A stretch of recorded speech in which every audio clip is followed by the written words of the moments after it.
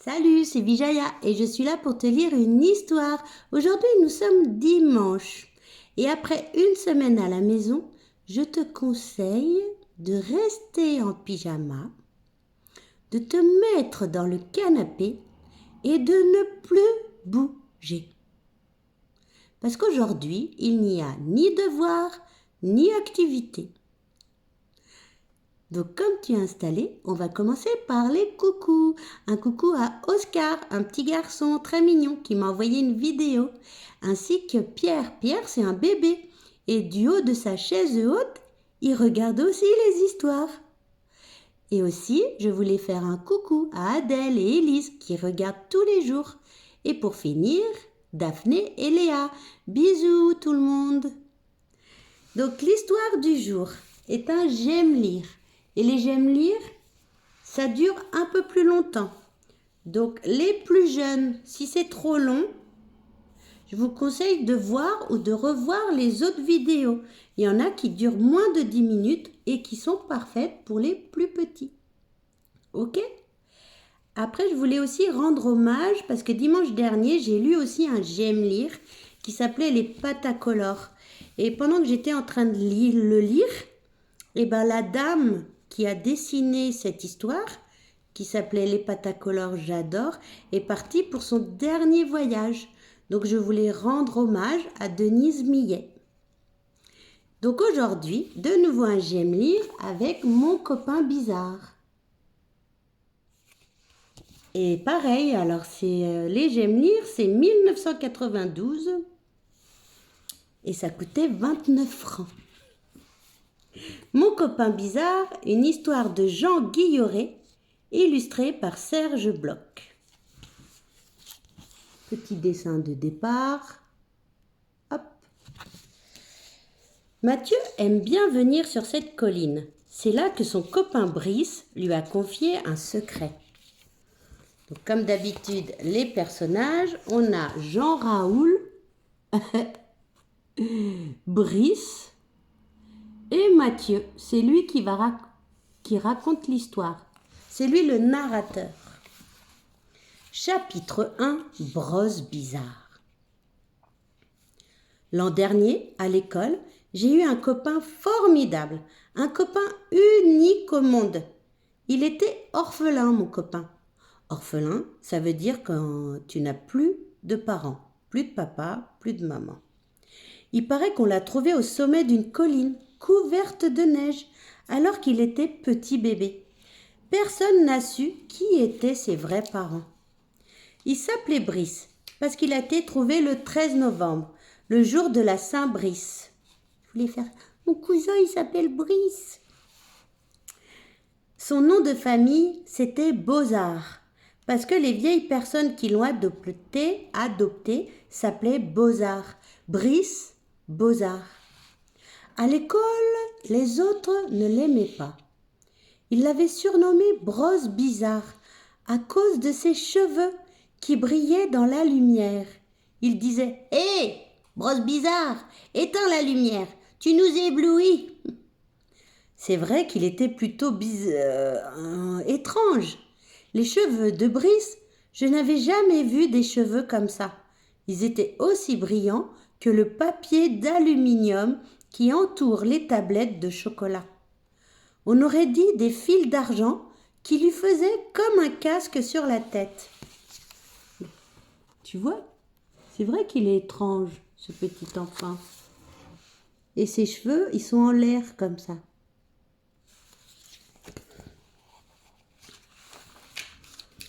Tout le monde se moquait de lui, surtout les grands. Yannick, Jean-Raoul et leur bande. Moi, je ne les trouvais pas rigolos, ces cheveux. Je les trouvais même jolis, ces cheveux. Pas plus ridicules, en tout cas, que la ficelle blondasse qui poussait sur le crâne de Jean-Raoul. Il est arrivé en cours d'année, Brice, dans la classe. J'ai été le seul qui n'a pas ri quand il est rentré pour la première fois.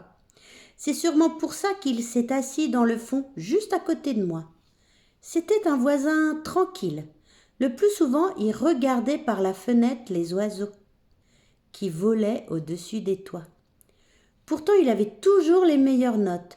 Des A, des 10. C'est incroyable comme il était intelligent. Donc là, Jean-Raoul avec ses cheveux moches, enfin filasses. Et là, on voit Brice qui regarde par la fenêtre les oiseaux. Moi, je n'étais pas fort en classe. J'étais fort en dessin et en récitation. C'est tout.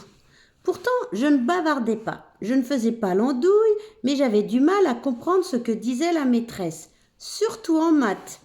Quand je réfléchissais trop, ça faisait comme de la confiture de chiffres dans ma tête. Forcément, mes notes n'étaient pas très bonnes. Papa, maman et même la maîtresse me prenaient pour un paresseux.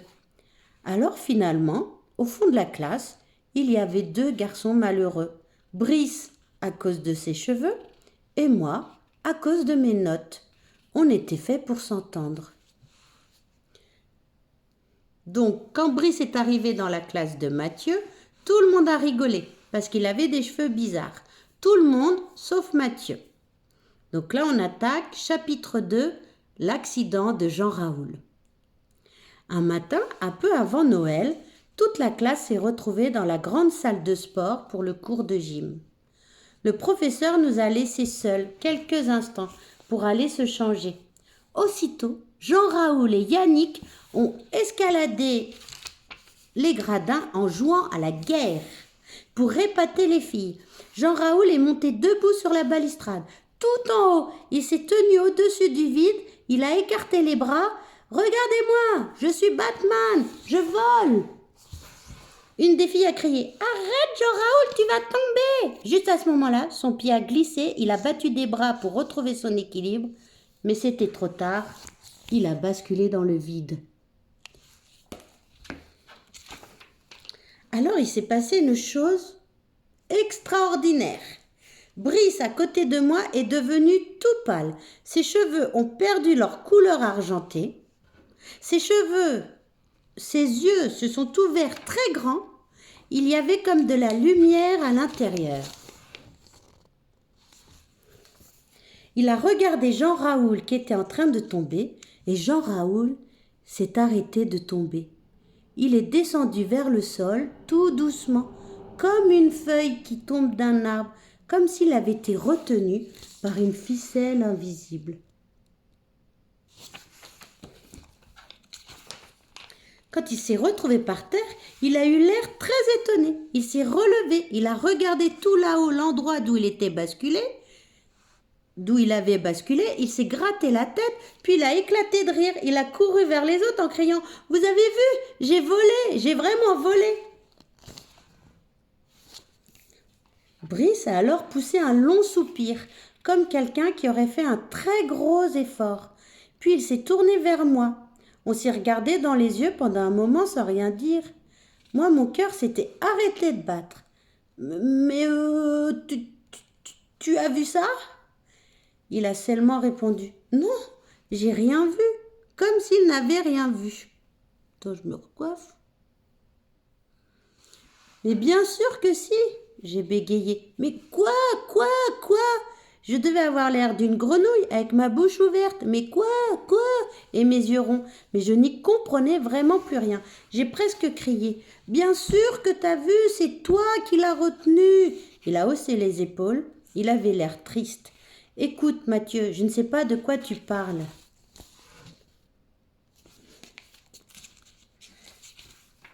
Et puis, il m'a laissé sur place. Quand le professeur de gym est revenu et que les autres lui ont raconté l'accident de Jean-Raoul, il a eu l'air vraiment affolé. Il était comme moi, le prof. Il ne comprenait pas comment quelqu'un pouvait tomber d'aussi haut sans se blesser. Pendant tout le reste de la journée, ma tête a vibré comme une ruche. Une ruche, c'est la maison des abeilles. Donc t'imagines la ruche et toutes les abeilles dedans. Et la tête là de Mathieu, ça fait le bruit d'une ruche. Des milliers de questions rebondissaient dans mon cerveau. Des milliers de questions et surtout une. Pourquoi Brice m'avait-il menti ?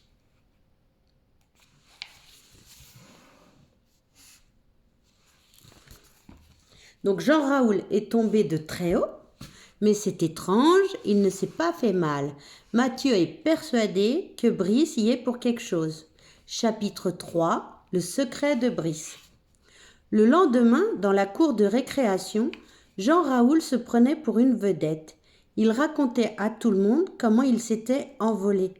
Il disait qu'il avait des pouvoirs secrets. Quel crétin celui-là!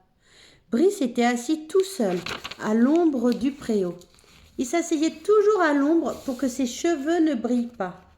Je suis allée vers lui et je lui ai dit « J'ai bien réfléchi cette nuit.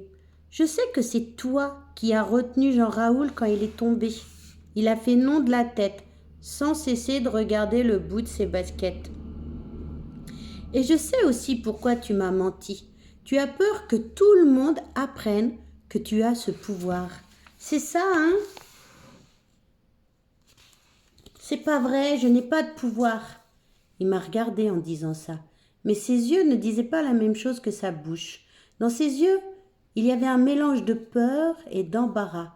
C'est comme s'il m'avait avoué. « Oui, c'est vrai, j'ai des pouvoirs, mais s'il te plaît, ne le raconte à personne, sinon j'aurai des tas d'ennuis. » Alors pour le rassurer, j'ai continué. « Tu sais, tu as tort de te méfier de moi. Je ne te trahirai jamais. » Il a paru étonné que je dise ça.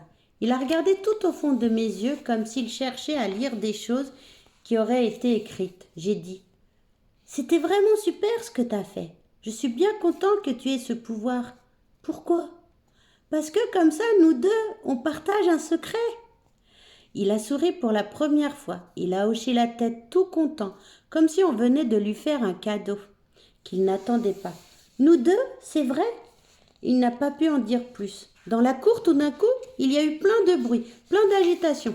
C'était encore Jean-Raoul qui faisait le malin. Il venait d'escalader le toit de l'annexe et il se tenait debout, tout au bord. Il criait « Vous allez voir que je peux le faire, vous allez voir !» Tu vois, il est en haut. Il en tient une couche, celui-là. Le directeur est arrivé en courant et lui a ordonné de redescendre. Jean-Raoul a refusé. « Ils ne me croient pas, monsieur, ils disent que je ne sais pas voler. Mais c'est vrai, je l'ai fait hier, alors regardez !» Il a écarté les bras, il a sauté en criant « Banzai !» Heureusement que le toit n'était pas haut, parce qu'il n'a pas volé Jean-Raoul, hein. Mais alors pas du tout. Il est tombé comme une pierre, avec son sourire idiot et ses bras écartés. Il a rebondi sur la haie de sapin, puis l'a roulé dans l'herbe en pente. Il est allé finir sa dégringolade dans une flaque de boue juste au pied du directeur. Quand il s'est relevé, il ne comprenait pas pourquoi ça avait raté.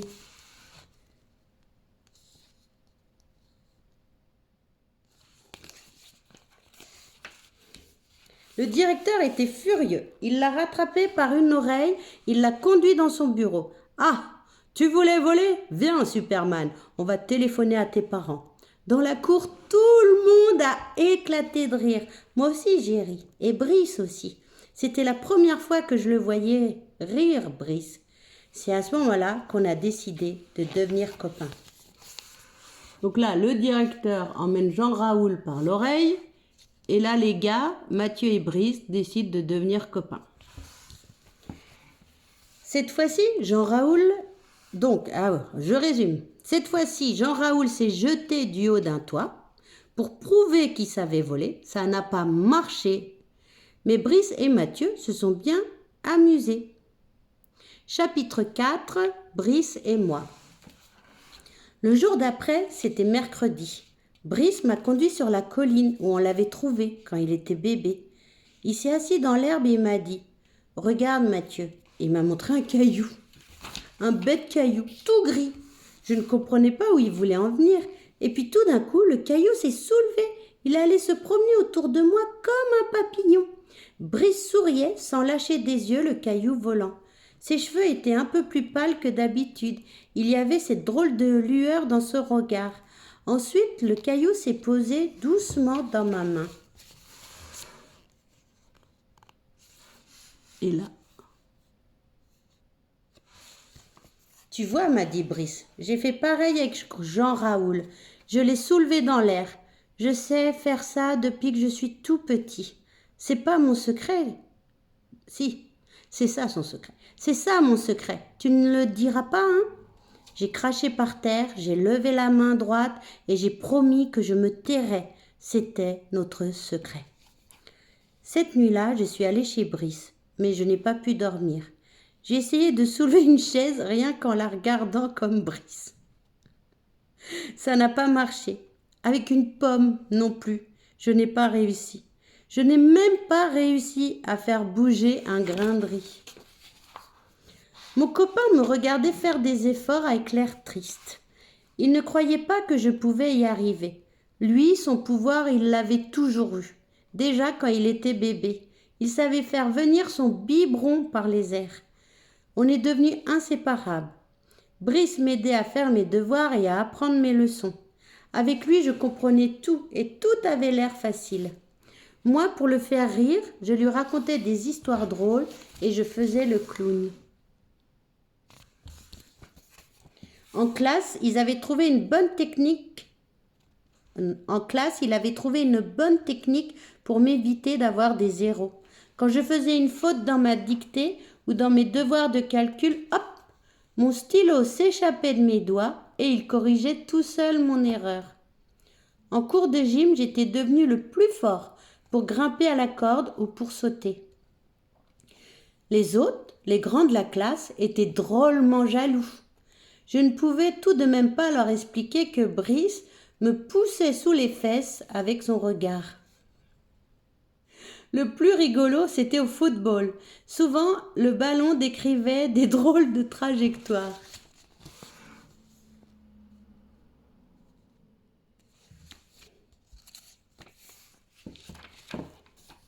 Et il atterrissait juste devant mes pieds quand je me trouvais près des buts. J'étais devenu un buteur terrible. Brice riait comme un fou. Et moi aussi. Je riais. Quelquefois, on allait sur son balcon pour regarder la nuit. Brice connaissait le nom de toutes les étoiles. C'est là qu'il m'a dit pour la première fois qu'il allait partir. Bientôt. Je ne l'ai pas cru. Ce n'était pas possible qu'il s'en aille, puisqu'on était tellement copains. Donc, petit résumé. Depuis que Brice a confié son secret à Mathieu, ils sont devenus les meilleurs copains du monde. Et pourtant, Brice prétend qu'il va s'en aller. Chapitre 5. Une nuit.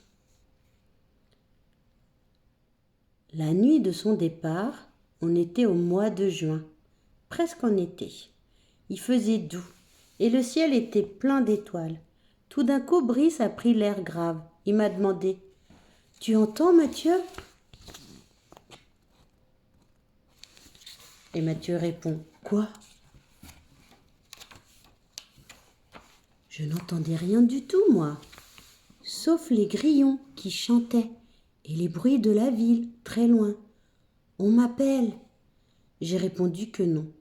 Ce n'était pas possible qu'on l'appelle, puisqu'il n'y avait personne dehors, juste le jardin, sous les étoiles. Mais il ne m'a pas écouté. Alors on a pris nos vélos et on a roulé dans la campagne. Il m'a encore conduit sur la colline où on l'avait trouvé quand il était petit. Là-haut, comme il n'y avait pas d'arbres, on avait l'impression d'être au milieu du ciel.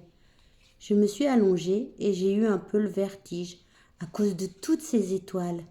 J'avais l'impression que j'allais tomber vers le haut. Brice ne s'est pas allongé, il était inquiet. Je commençais à avoir un peu froid et j'allais lui proposer de rentrer à la maison. Quand tout à coup, il a eu une grande traînée dans le ciel. J'ai crié « Brice, tu as vu? C'est une étoile filante, fais un vœu vite !» Aussitôt, j'ai compris que j'avais dit une bêtise. Ce n'était pas une étoile filante. On n'avait jamais vu une étoile filante faire des virages dans le ciel et clignoter comme une guirlande. Ce n'était pas un avion non plus, parce qu'on n'entendait aucun bruit. C'était gros comme une maison. C'était très beau. On aurait dit un coquillage gigantesque qui brillait dans toutes les couleurs, comme le dessus d'un disque laser. C'est venu droit sur nous et ça s'est posé sans bruit au sommet de la colline.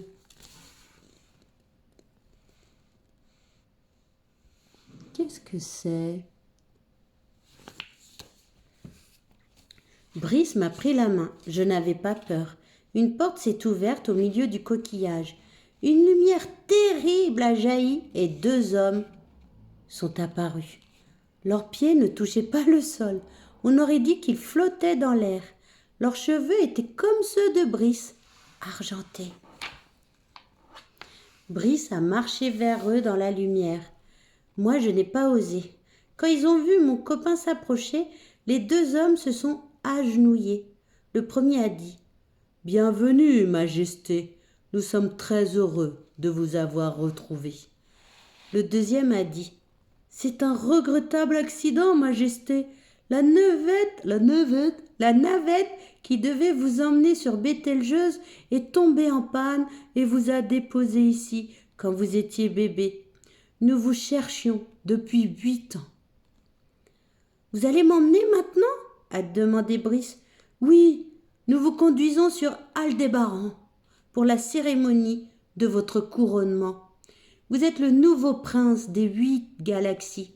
Longue vie à vous, Majesté. » Brice n'a même pas eu l'air étonné. Il a juste dit « J'ai toujours su que vous alliez venir. » Donc là, tu as les 2 personnes devant Brice. Et là, regarde.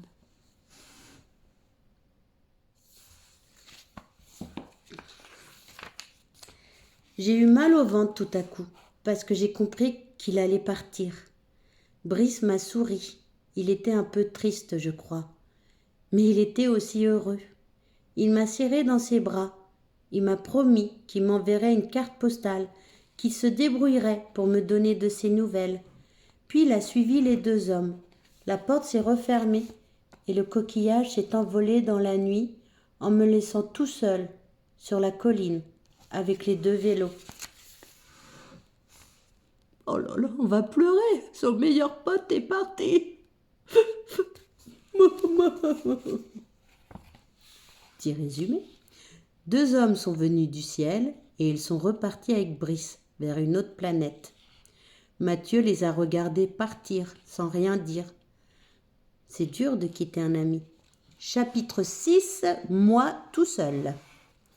Le lendemain, dans tous les journaux et à la télé, on a vu la photo du coquillage volant. Les journalistes ont dit que c'était un ovni. Donc ça signifie objet volant non identifié. OVNI. À l'école, tout le monde s'est inquiété de l'absence de Brice. Mais monsieur et madame Bozard, ses parents adoptifs, n'étaient pas inquiets. Brice avait toujours dit qu'un jour il partirait. Je n'ai pas osé raconter ce que j'avais vu. J'ai eu peur qu'on ne me croie pas. Maintenant, je suis seule, comme avant. Une nouvelle année a commencé. En classe, ça va presque bien. Jean-Raoul ne se prend plus pour Batman. Il est devenu mon copain. Yannick aussi. J'ai demandé à m'asseoir au premier rang. La maîtresse est contente de moi. Elle ne croit plus que je suis paresseux. C'est un peu grâce à Brice, tout ça. J'essaie encore quelquefois de soulever des objets, rien qu'en y pensant. Mais ça, je ne crois pas que j'y arriverai. Je ne suis pas un prince des 8 galaxies. Le soir, quand la nuit est claire, je vais sur mon balcon et je regarde les étoiles. J'ai confiance. Je sais qu'un jour, l'une d'elles descendra jusqu'à moi pour me donner des nouvelles de mon copain.